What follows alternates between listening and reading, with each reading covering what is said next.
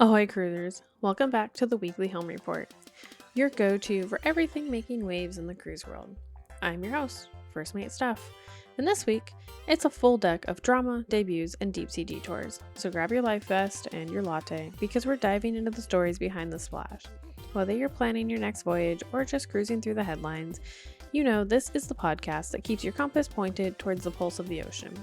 Let's set sail. We're going to start with Norwegian this week. So they had a good week and a not so great week at the same time. So we'll start with the good. They reported a Q2 record of revenue at $2.5 billion and high occupancy at 104% despite debt concerns. So analysts are remaining cautiously optimistic. That's great. I like financial news being good, especially when it comes to the cruise industry. They had a couple of itinerary tweaks on the Norwegian Aqua in early 2026, so some adjusted departure times and port visits. They announced that they are putting a massive new water park, Great Tides, to Great Stirrup Cay, their private island, in 2026. So I think I talked about that a little bit last week, so I think they're going to try and rival something that, Royal has right now. And then in the not great news, they had a 79-year-old passenger who went overboard from the Norwegian Star near Newfoundland en route to Greenland. A code Oscar was issued and lifeboats were deployed, but there was no update on if the passenger was found, which usually that means that they were not. So good vibes into the universe that maybe they were found. Norwegian just didn't put it out, but over the years I have generally found that if somebody goes overboard and they are found, it is big news because most of the time people are not, or they just don't make it. So that's unfortunate. And then we have over to Virgin. So this made a lot of headlines, or at least Reddit lines, I guess. So a 7-night Scarlet Lady sailing in April of 2026 was canceled this week for a Summit at Sea charter. So basically everybody who was booked, their cruise is canceled. They got an email that said, hey, there was a charter and your cruise is canceled. You can rebook for, I think it was the week before or the week after. It was a Dominican Days cruise. I do remember that. And we'll match your price. And I think it was like $300 in a bar tab, and it might have only been for like the rock stars and the mega rock stars. So you can get a full refund if you are affected by that. But the thing is that the Summit at Sea charter is one of the headline speakers is Richard Branson. So he just took all of these people who were booked on his cruise and canceled them so he could speak. So people are pissed, which is like fair. I mean, honestly, I would be pretty upset if I had this booked and like it is in April, but like that is what, 8 months away and you're canceling on me. A lot of people have already bought flights. They buy them quickly when they come out because the people book way ahead of time. I mean, I booked my World America cruise in June 2023 for September 2025. So if I had to travel or something, I would see those flights come available and I would book them. But so that's not great for Virgin. I know people aren't really happy. And then besides that, like they're just prepping for their Brilliant Lady launch in September. So that's really where most of their time is going right now is promoting the Brilliant Lady coming out. They had their 2026 Red Hot Sailing Club voyage aboard it out of New York. So it featured disco legend Nile Rodgers, but that was their big thing this week is canceling for a Summit at Sea charter. People are unhappy. And then sliding over to Carnival. So they had a not great week. They had some good news. So they did announce a brand new cruise ship, the Carnival Festivale. I don't know why. There was a whole nother name in my head, but it was not it.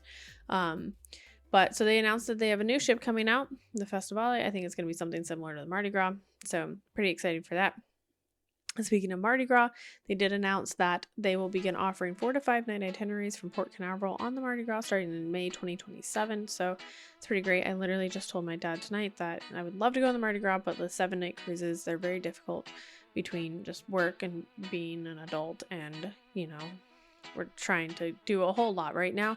And so doing the 7-night cruises, sometimes it's really difficult with our schedule. So I would like to see like those ships do the shorter cruises, because right now we get like the Glory and stuff. And I went on the Glory when I think that was when I was in 7th grade. So I would prefer to go on something newer. There was another fight broke out at the Long Beach terminal before boarding of the Carnival Firenze. call a frenzy. I'm just kidding. Sorry, y'all. So social media did catch the chaos. You can always YouTube that and you can find the videos of it. And then in other sad news for them, and pretty crazy, just the coincidences on stuff this week, but 2 elderly passengers died in separate incidents at Celebration Key in the Bahamas on the same day.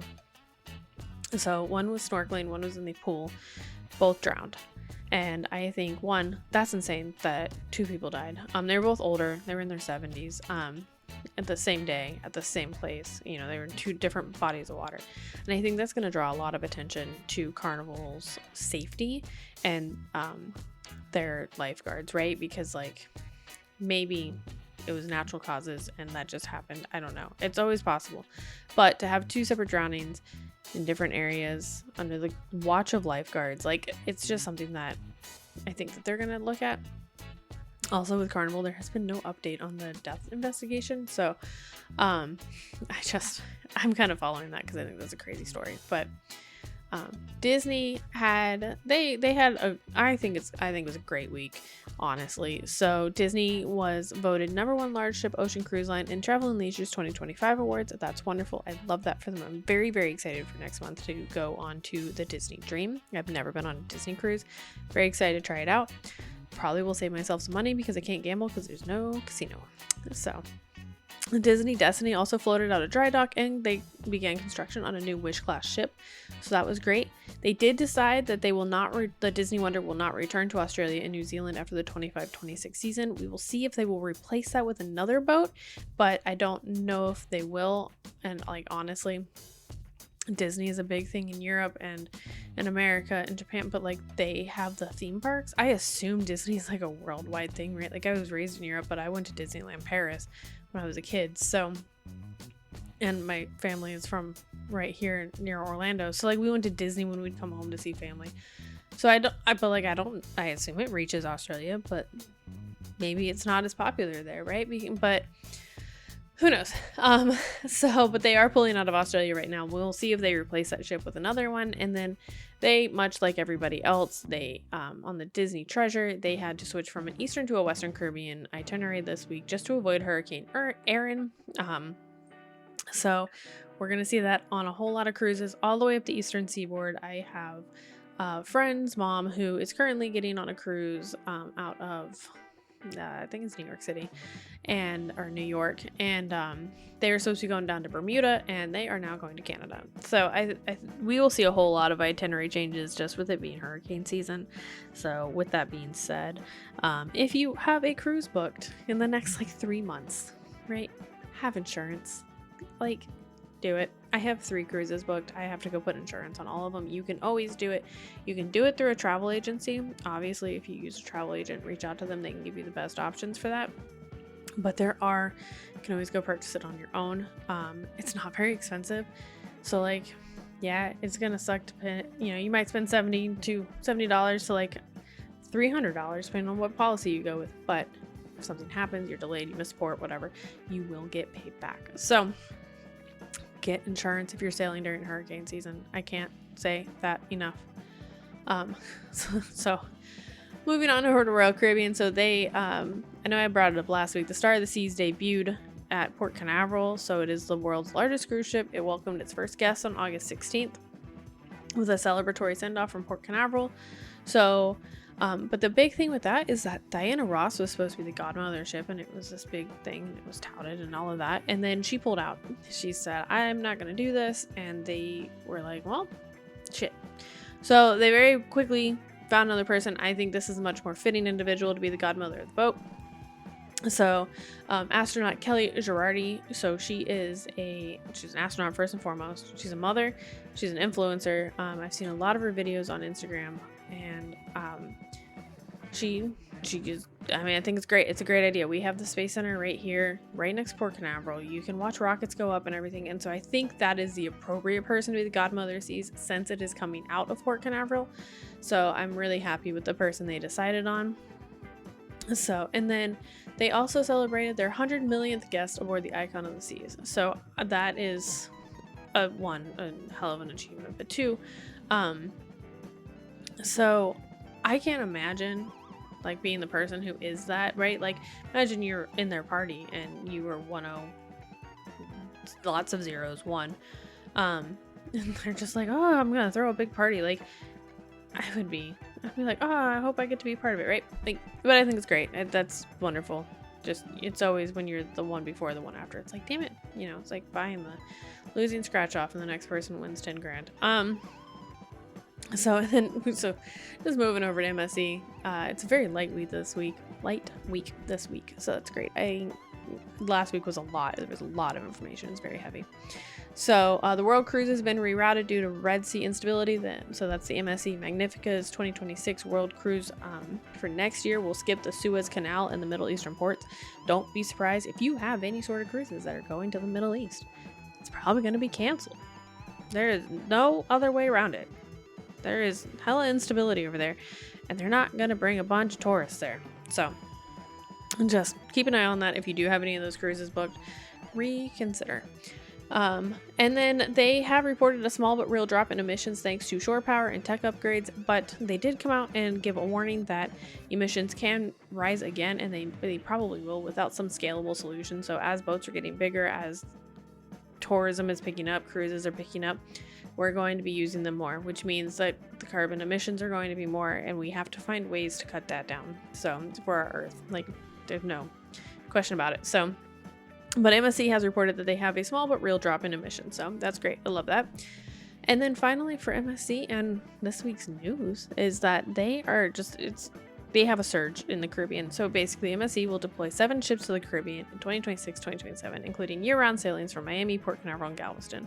And that's great and crazy, and I love it because MSC is my go-to cruise line. They are the most affordable to me, and the value there is the best. Like Virgin, if I had all the money in the world, I love Virgin. They're great. But there is a reason that I have 3 MSC cruises booked in the next 6 months. So big fan, big fan of MSC.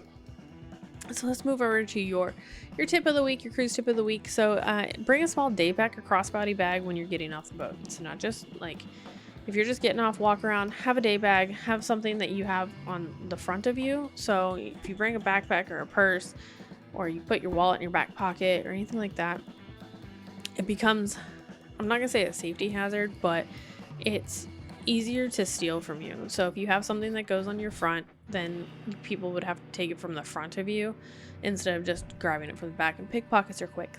So you'll want something that's lightweight to carry essentials like sunscreen, water, a little bit of cash, ID, etc. Stuff like that, without lugging around everything that you need. So you don't generally need your passport. You might need your driver's license, your ship card, maybe a credit card, cash, and then sunscreen, right? That's all you need. Just a little thing of sunscreen. You don't need a lot. Bonus if it's waterproof. And if it has a hidden zipper for valuables, that's cool, but don't take your valuables off the boat, right? Lock them in your safe before you leave. So if you got a 5-carat diamond ring, leave it on the boat. You don't need it on the island. There's no reason that you need it on the island. Buy a silicone band if you want people to know you're married. That is just a personal thing. I have no reason to believe otherwise, honestly. If you have more questions about safety or you want some more safety information, Captain Dan and I actually did an episode this past week on safety of cruising, because there's been a lot with Poop Cruise and the Amy Bradley documentary on Netflix. So check that out. We go over a lot of statistics, talk about safety tips, things, just you know, it's on the Tales from the Ship website or on the podcast feed, so you can find it anywhere. So, and that wraps up this week's voyage through the headlines, from high sea heroics to ship shifting surprises. Well, that's a mouthful. Ship shifting. Whether you're counting down to your next embarkation or just dreaming of distant shores, we hope this report kept your compass steady and your curiosity afloat. As always, we want to give a shout out and a thank you to our sponsor, Starbird and Sunshine Vacations. And just remember, the ocean's always changing, but here at the Helm, we'll keep you charted through every twist, tide, and tropical turn. Until next time, friends, calm seas and clear skies.